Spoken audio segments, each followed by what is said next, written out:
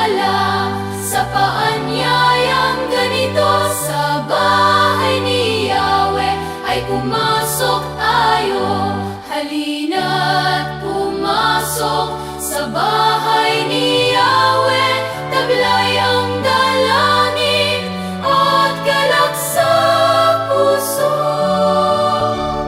Ako'y nagagalak sa paanyayang ganito. Sa bahay ni Yahweh ay pumasok tayo. Sa ngalan ng Ama, ng Anak, at ng Espiritu Santo, Amen. sumainyo ang Panginoon. At sumaiyo rin. Mga kapatid, tayo muli ay nagpupuri at nagpapasalamat sa Diyos. Panibagong araw, panibagong buhay, panibagong pagpapala galing sa may kapal. Pero ano bang nagiging hadlang ng kanyang bendisyon sa ating buhay? Ito ay hindi pagpapatawad sa ating mga kapwa. Minsan, kapag tayo ay nagtatanim ng sakit ng loob, yan ang nagiging hadlang para hindi natin matanggap, maranasan ang pag-ibig at pagmamahal ng Diyos sa ating buhay. Kaya naman sa banal na misang ito, tayo magpakumbaba, hilingin natin muli ang kanyang awa, mga pagkakataon na tayo'y nagkimkim ng hinanakit. Sa mga pagkakataon na hindi natin mabitawan ang mga sakit na ginawa ng iba sa atin. Naway hilingin natin maging kamukha natin si Jesus. Marunong tayo bumitiw sa ating mga pinakamasakit na karanasan. Naway tayo lumaya. Sa pamamagitan nito, makaranas tayo muli ng kapayapaan. At para tayo ay makitang karapat-dapat makatanggap sa mga banal na misteryo, hilingin natin muli ang kanyang awa at pagpapatawad. Sabihin natin, inaamin ko Sa makapangyarihang Diyos at sa inyo mga kapatid, na lubha akong nagkasala sa isip, sa salita, sa gawa at sa aking pagkukulang. Kaya isinasamo ko sa mahal na Birheng Maria, sa lahat ng mga anghel at mga banal, at sa inyo mga kapatid, na ako'y ipanalangin sa Panginoong ating Diyos. kawan tayo na makapangyarihang Diyos, patawarin tayo sa ating mga kasalanan, at patnubayan tayo sa buhay na walang hanggan. Amen. Panginoon, kaawaan mo kami. Panginoon, kaawaan mo kami. Kristo, kaawaan mo kami. Kristo, kaawaan mo kami. Panginoon, kaawaan mo kami. Panginoon, kaawaan mo kami. Manalangin tayo. Ama naming makapangyarihan, lakas loob kaming tinatawagan ka sa ngalan mo ng Ama naming banal. Sa kalooban namin ay panahanin mong lubos ang iyong Espiritu sa aming kumukupkup upang sa lupang pinangako kami makapasok sa pamagitan ni Jesucristo kasama ng Espiritu Santo magpa sa walang hanggan. Amen.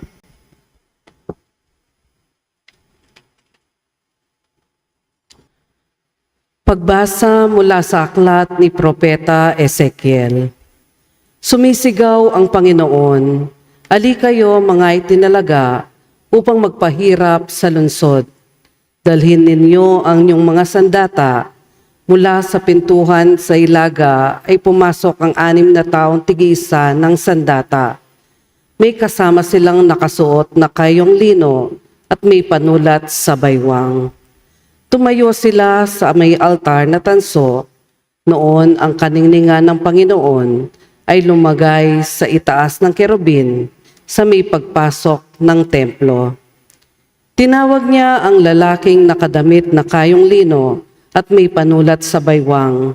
Sinabi niya rito, "Libutin mo ang lungsod ng Jerusalem at lagyan mo ng tanda sa noo ang lahat ng nagdadalamhati dahil sa kasuklam-suklam na ginawa roon."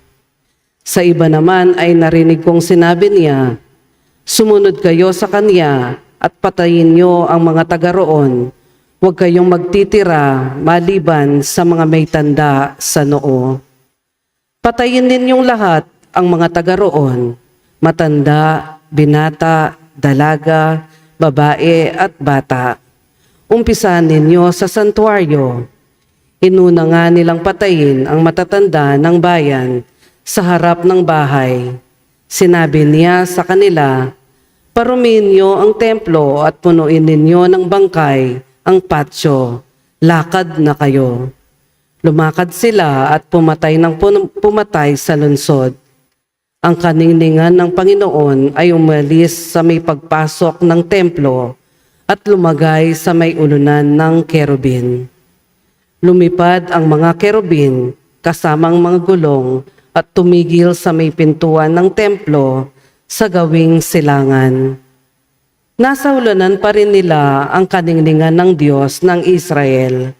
Ang mga ito ay saring apat na nilalang na nakita ko sa may Idog Kebar at nalaman kong sila'y mga kerubin.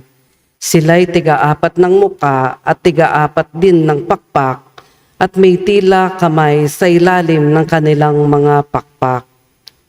Ang mukha nila'y tulad din ng makita ko sila sa may Ilog Kebar, kung saan gumawi, yaong isa ay doon din yaong iba. Ang salita ng Diyos. Salamat sa Diyos. Laganap sa sansinukob ang kadakilaan ng Diyos. Laganap sa sansinukob ang kadakilaan ng Diyos. Dapat na magpuri ang mga alipin. Ang ngalang ng puon ay dapat purihin. Ang kanyang pangalan ay papurihan, magmungla ngayon, magpakailanman. Laganap sa sansinukob ang kadakilaan ng Diyos. Buhat sa silangan hanggang sa kanluran, ang ngalan ng puon pupurihing tunay. Siya'y nagahari sa lahat ng bansa, lampas pa sa langit ang pagkadakila. Laganap sa sansinukob ang kadakilaan ng Diyos. Walang makatulad ang Panginoong Diyos na sa kalangitan dooy naluluklok. Buat sa itaas niya siya'y tumutunghay, ang lupa at langit kanyang minamasdan. Laganap sa sansinukob ang kadakilaan ng Diyos.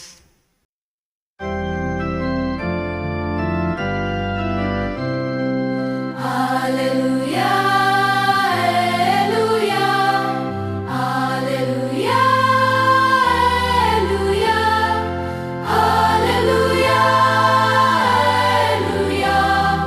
Alleluia, Alleluia,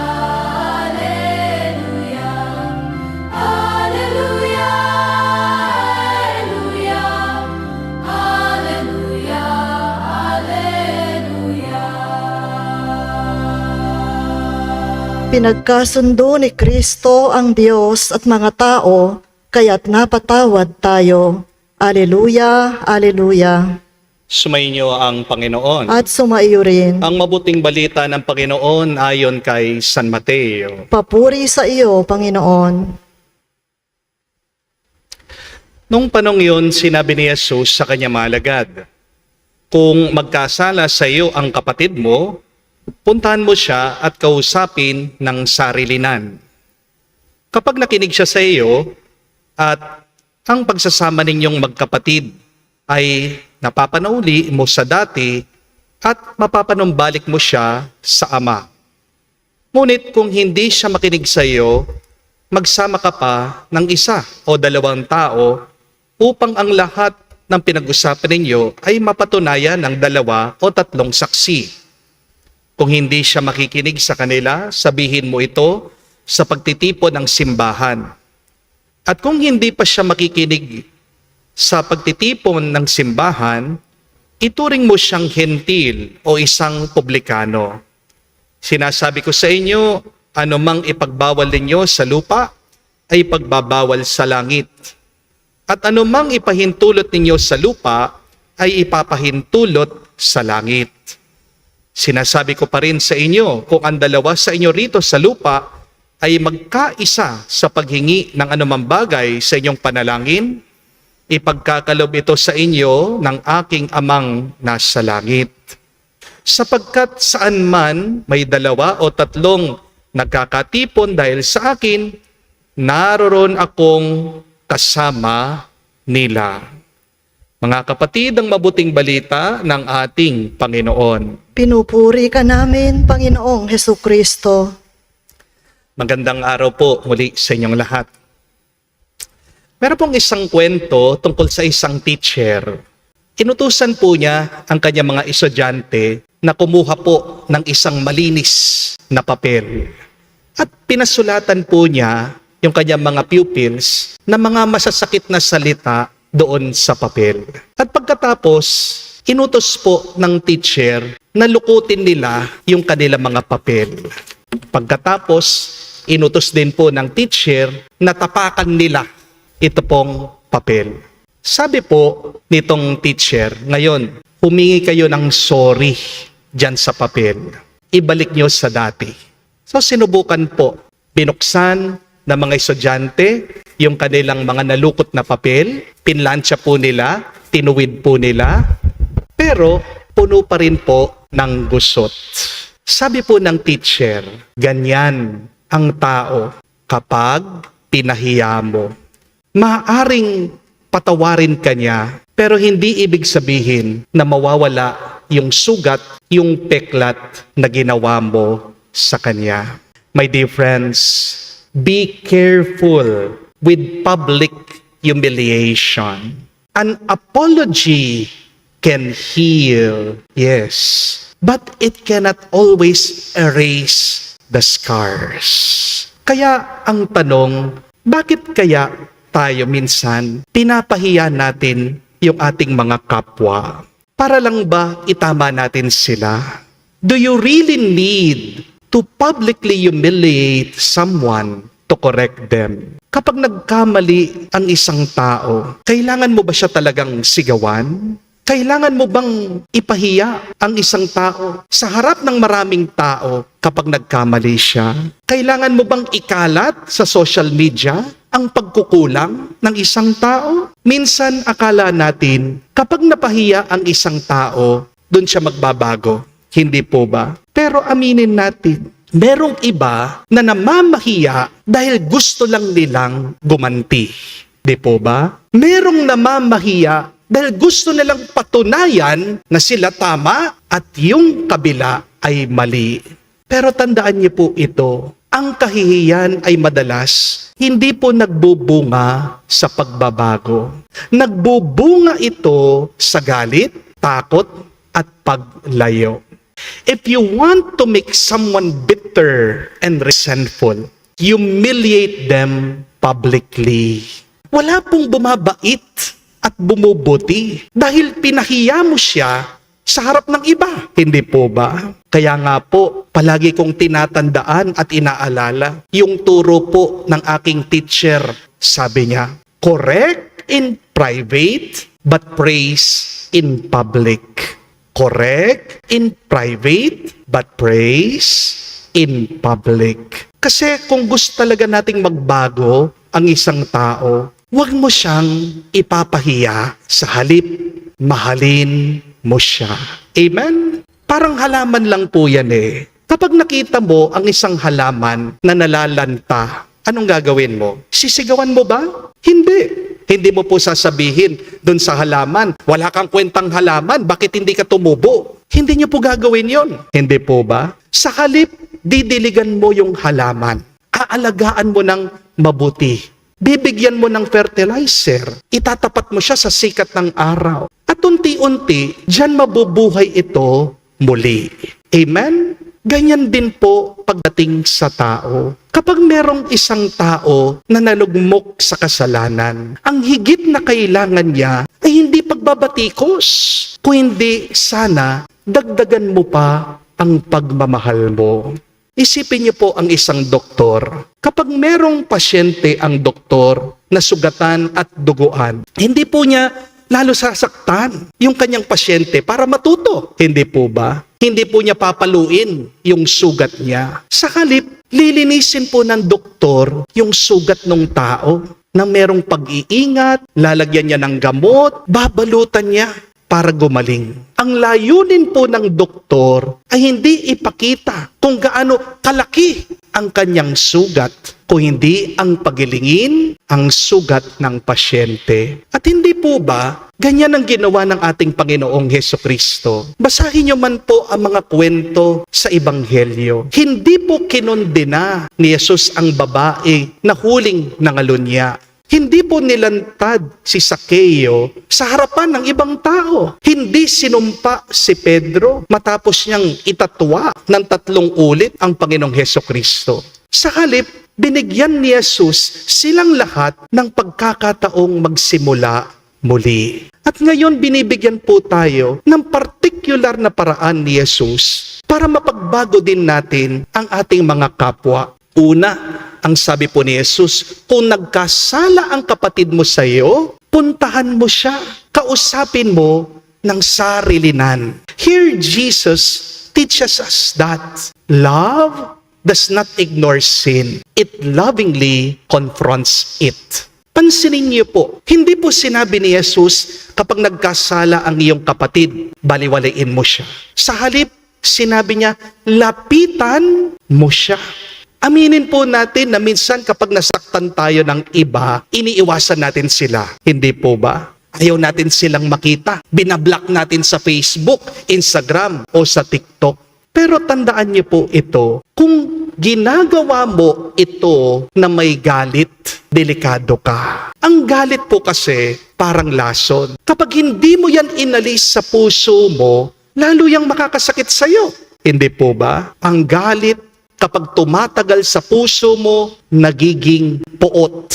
At ang puot, para pong basura. Kapag hindi mo tinapon yung basura, ano pong mangyayari? Yan po yung nagpapakalat ng sakit. Nag-a-attract ka ng mga langaw. Mangangamoy yan. Oo, naunawaan ko po. Minsan masakit yung ginawa ng ibang tao sa atin. Pero anong magagawa mo? Ang pinakamagandang paraan para maging payapa ka ay tanggapin mo yung nangyari, damhin mo, padaanin mo lang yung sakit ng loob sa puso mo. Pero para bumuti at lumaya ka, kailangan mong sabihin doon sa nakasakit sa'yo na nasaktan ka niya. Amen? Kasi minsan, meron mga ibang tao, hindi po talaga sila aware, mulat sa ginagawa nila. Diba? Palagi ko naman sinasabi sa inyo, wala pong antena ang ibang tao. Hindi naman manghuhula ang ibang tao. Paano sila hihingi ng tawad sa iyo kung hindi mo naman sinabi na nasaktan ka nila?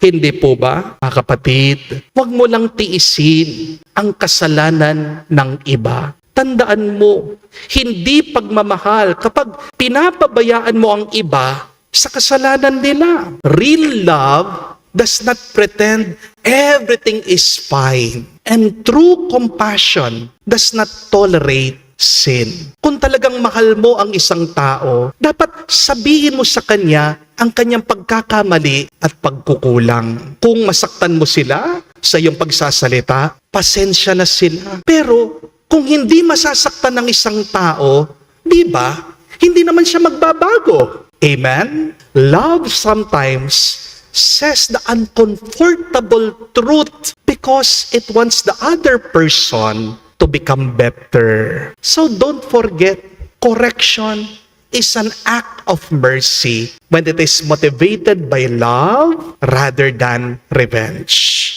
Pero pangalawa po, kung itutuwid mo ang mali ng isang tao, mag-usap kayo lang dalawa.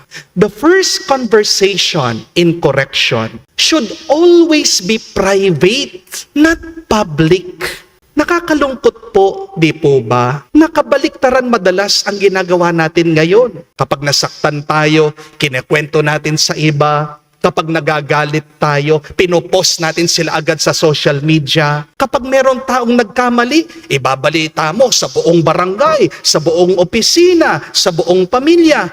Ang taong dapat unang makarinig ng problema, siya pa yung huling nakakaalam. Hindi po ba nakakalungkot yan? Mga kapatid, tandaan niyo po, kapag hindi mo sinasabi sa taong nakasakit sa iyo ang kasalanan niya, sinisiraan mo na lang siya. Amen? Napakalinaw po ng utos ng ating Panginoong Hesukristo. Ang sabi ni Jesus, go to Him. Hindi sinabi ni Jesus na go to them. Hindi po sinabi ni Jesus na puntahan mo yung kapitbahay mo. Hindi po inutos ni Jesus na i-chat mo ang mga kabarkada mo. Hindi po niya sinabi na i-post mo, ibalita mo sa lahat ng kasalanan ng kapwa mo.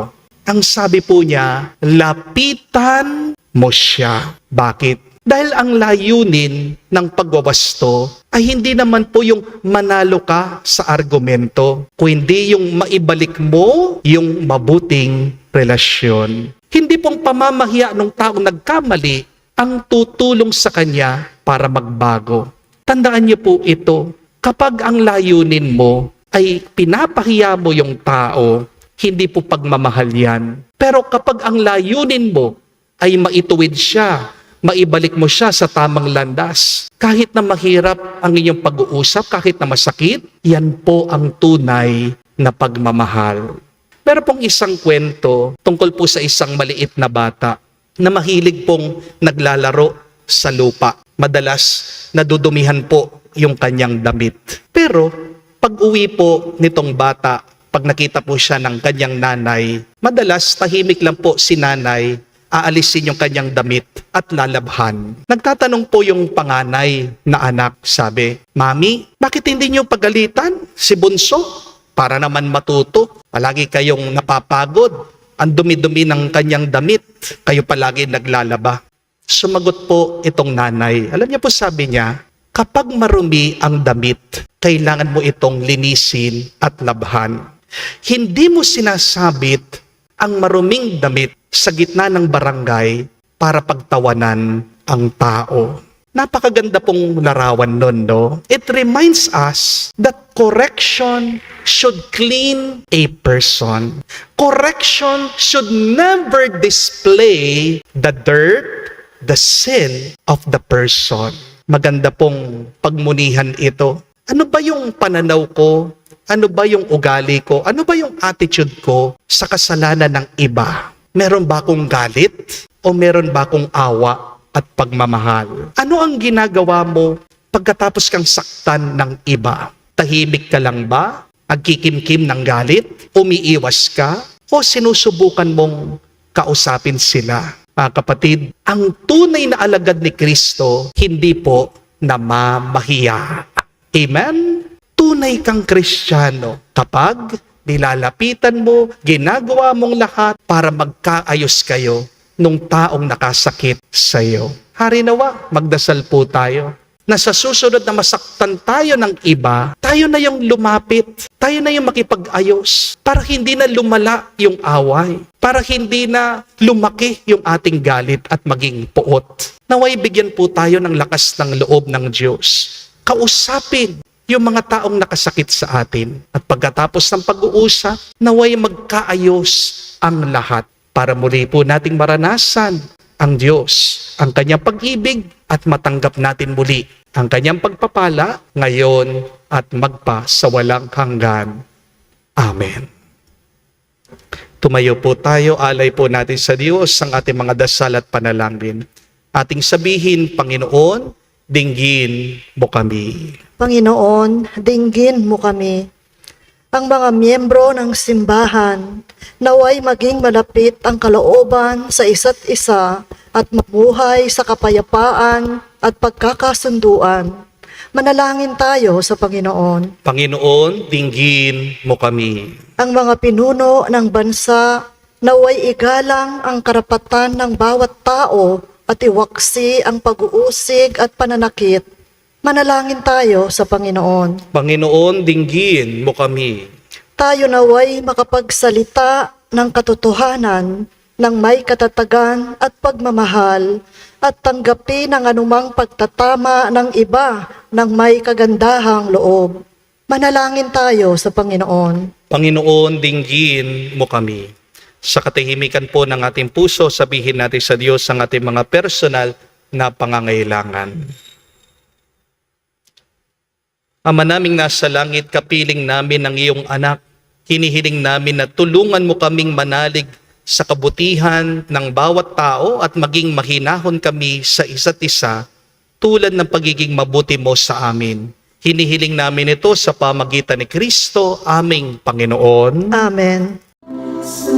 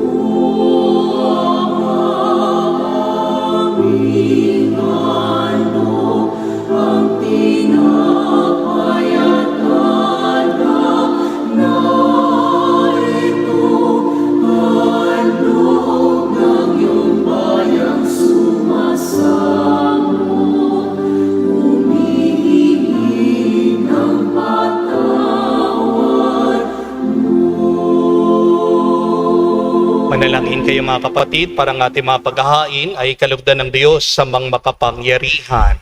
Tanggapin nawa ng Panginoon itong paghahain sa iyong mga kamay, sa kapurihan niya at karangalan, sa ating kapakinabangan at sa buong sambayanan niyang banal. Ama naming lumikha, kalugdan mo ang mga alay ng iyong sambayanan, ang pinagmamagandang loob mong ibigay sa amin upang maihain siya.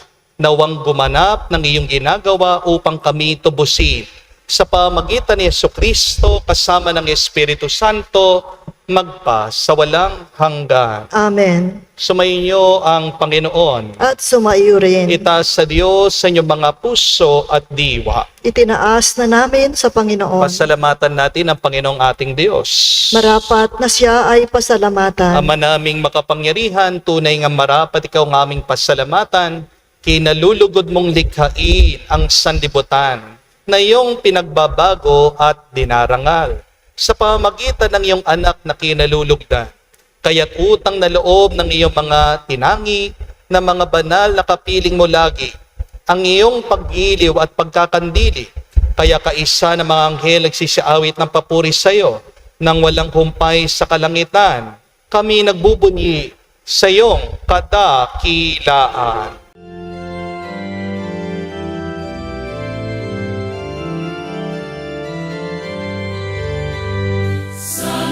Santo, Santo, Panginoong Diyos ng mga hukbo, napupuno ang langit at lupa ng kadakilaan mo.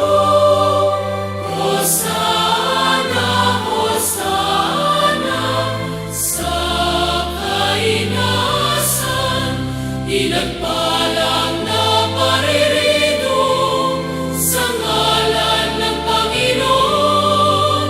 Hosana, Hosana, sa kainasan. Hosana, Hosana, sa kainasan.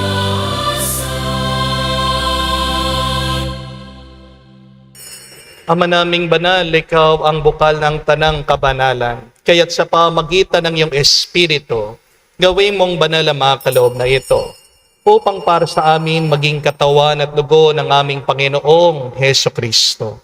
Bago niya pinagtiis ang kusang loob na maging handog, hinawakan niyang tinapay, pinasalamatan kanya, pinaghati-hati niya iyon, inabot sa kanya malagad at sinabi, tanggapin ninyong lahat ito at kanin. Itong aking katawan na ihahandog para sa inyo.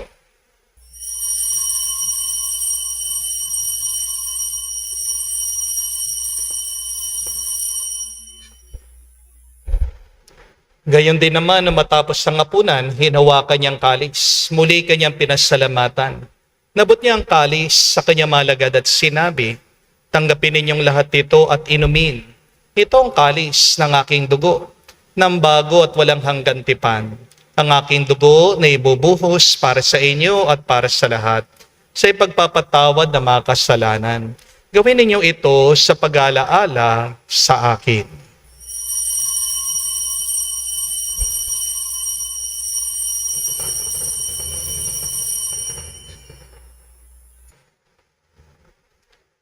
Ang misteryo ng pananampalataya.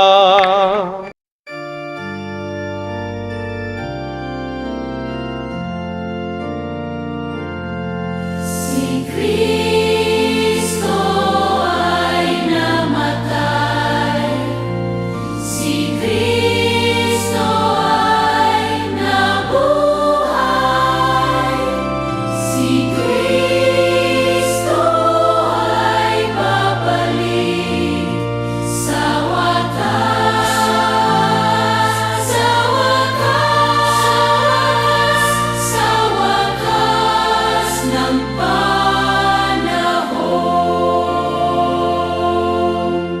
Ang mga ginagawa namin ngayon na pag-alaala sa pagkamatay muling pagkabuhay ng iyong anak, kaya tinialay namin sa iyong tinapay nagbibigay buhay at ang kalis na nagkakaloob ng kaligtasan.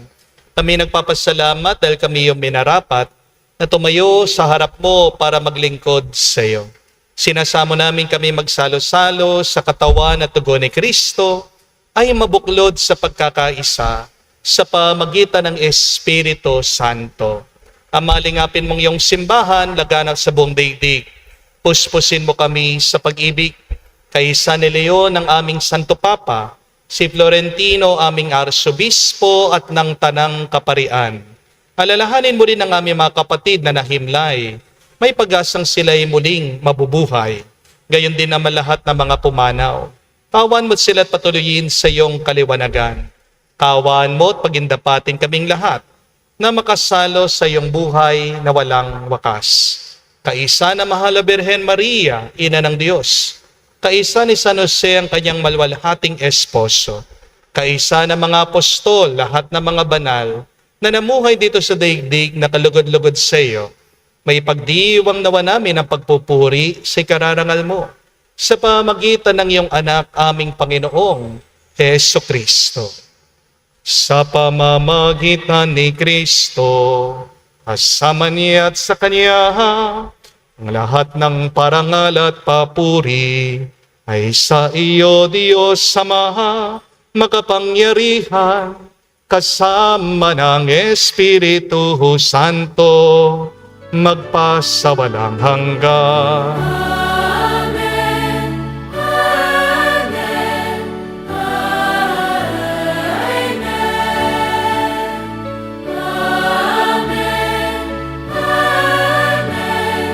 Amen. Sa nakagaling na utos sa turo ni Jesus sa Panginoon natin na Diyos, ipahayag natin ng lakas, loob.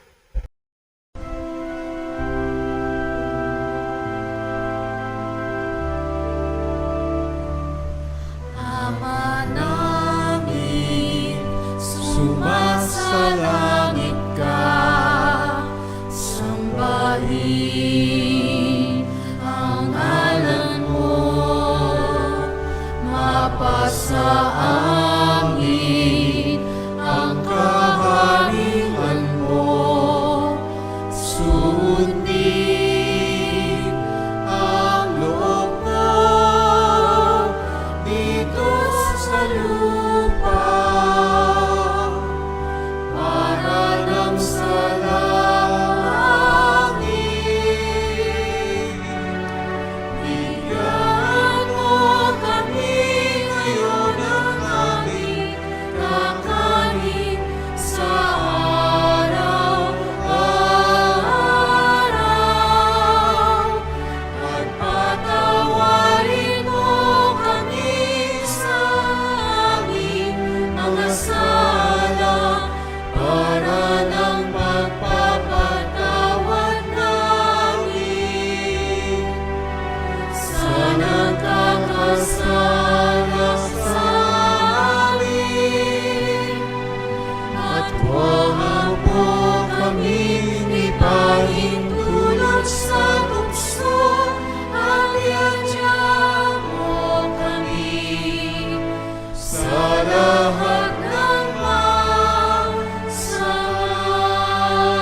Nining namin kami adya sa lahat ng masama, pagkalooban ng kapayapaan araw-araw, iligtas sa kasalanan, ilayo sa lahat ng kapahamakan, samantalang aming pinanabikan ang dakilang araw ng pagpapahayag ng tagapagligtas naming si Heso Kristo. Sapagkat iyo ang kaharian at ang kapangyarihan at ang kapurihan magpakailanman. Amen. Panginoong Heso Kristo, sinabi mo sa mga apostol, kapayapaan ang iniiwan ko sa inyo, ang aking kapayapaan binibigay ko sa inyo. Tunghayan mo ang aming pananampalataya at huwag ang aming pagkakasala. Pagkalooban mo kami ng kapayapaan at pagkakaisa ayon sa iyong kalooban, kasama ng Espiritu Santo, magpa sa walang hanggan. Amen. Kapayapaan ng Panginoon ay laging sumainyo. At sumaiyo rin. Magbigayan po tayo ng kapayapaan sa bawat isa. Piso niyo po, kapayapaan po sa inyong lahat.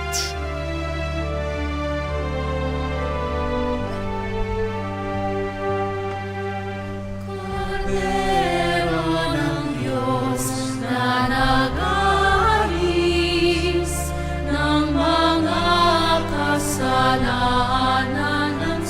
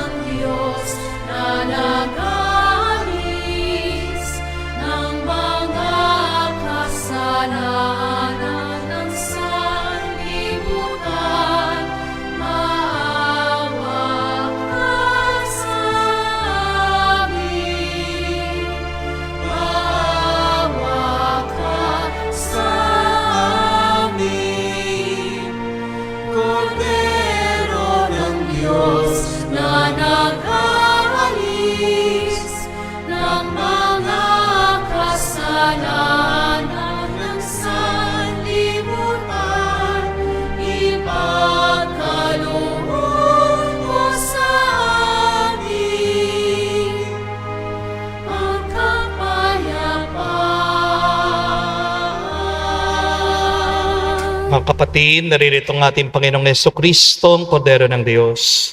Siya nag-aalis sa mga kasalanan ng sanlibutan.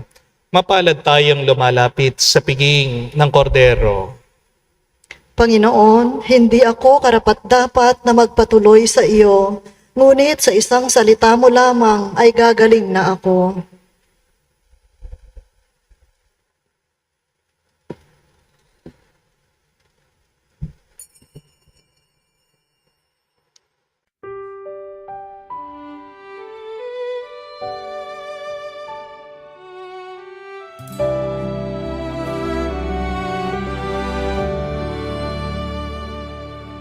Sa iyong harapan, ako'y lumalapit. Taglay ang pusong tapat at tahimik. Lahat ng pangarap at aking panahon sa iyo, O Diyos, aking iniaalay ngayon. Buhay ko'y handog sa iyo, Panginoon. Ikaw ang gabay sa bawat pagkakataon. Sa iyong pag-ibig, ako'y nabubuhay. Ikaw ang lakas ko, magpakailanman. Sa bawat tibok ng puso't hininga, Ikaw ang aking awit at pag-asa.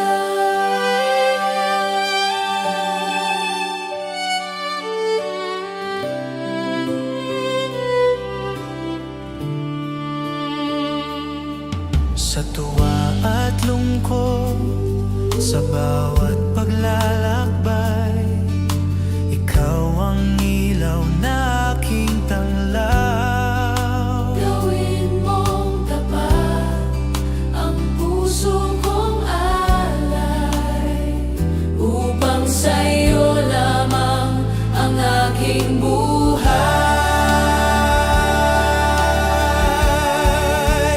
Buhay ko'y handog sa iyo, Panginoon.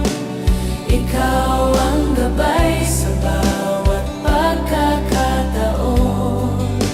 Sa iyong pag-ibig, ako'y nabubuhay. Ikaw ang lakas ko, magpakailanman. Sa bawat tibok ng puso't hininga, Ikaw ang aking awit at pag-asa.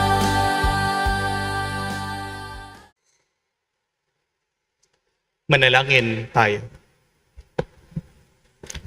Ama naming mapagmahal, ang pakikinabang namin sa piging na banal ay magdulot nawa sa amin ng kaligtasan at magtanghal sa amin ng luningning ng iyong katapatan.